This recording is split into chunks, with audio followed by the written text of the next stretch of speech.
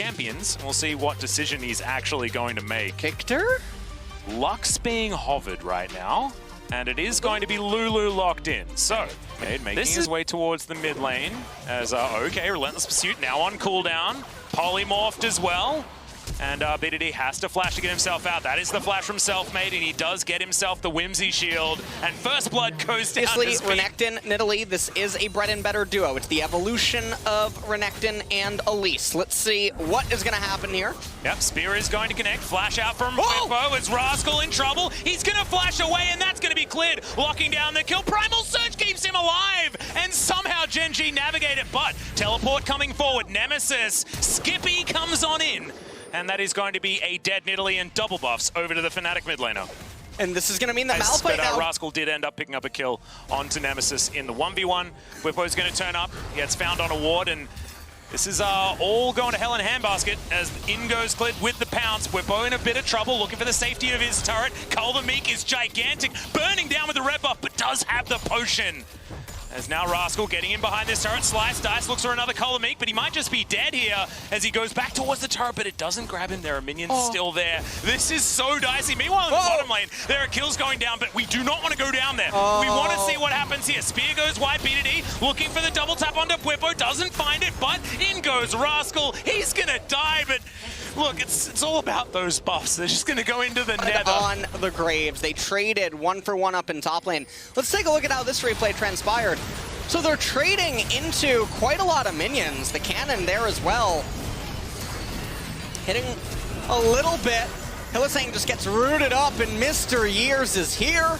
Yep, the flash forward. Has the Gravitum.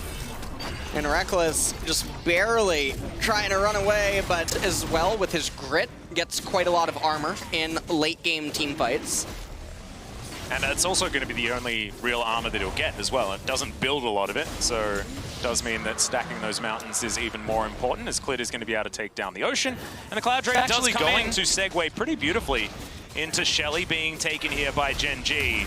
They will do exactly that, try and extend this lead ever further. Yeah, and right now, Gen.G, they're in a pretty comfortable position, though.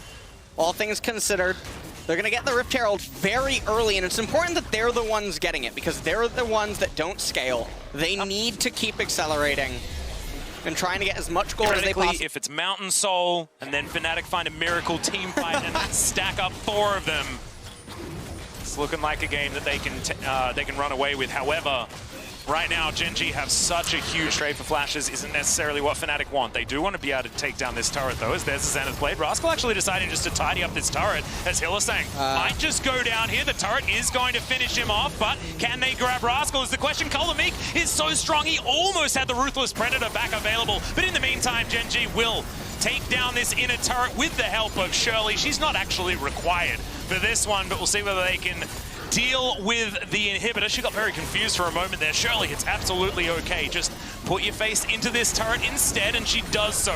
They'll get rid of that. The Dazzle is too much for Nemesis.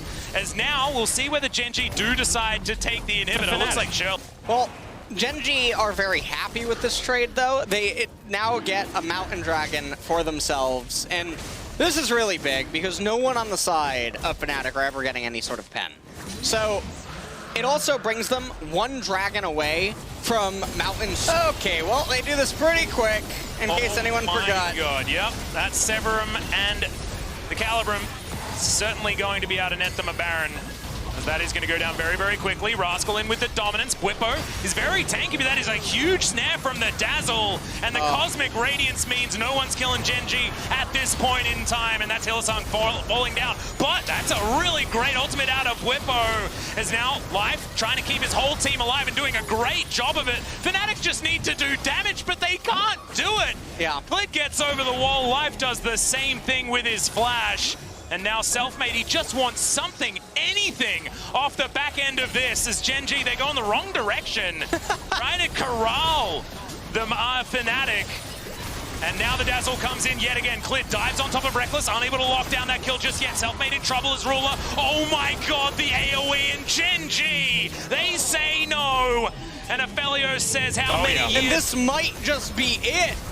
It's looking like it. 22 minutes. This might just be the fastest game at Worlds so far. As this Nexus turret goes down, the second will follow. Hylissang trying to do what he can. Gets a stun onto life, but that's not going to last for too long. And the Nexus will be taken down. Gen.G, after such a rough start to the day, come out with a 23-minute victory over Fnatic.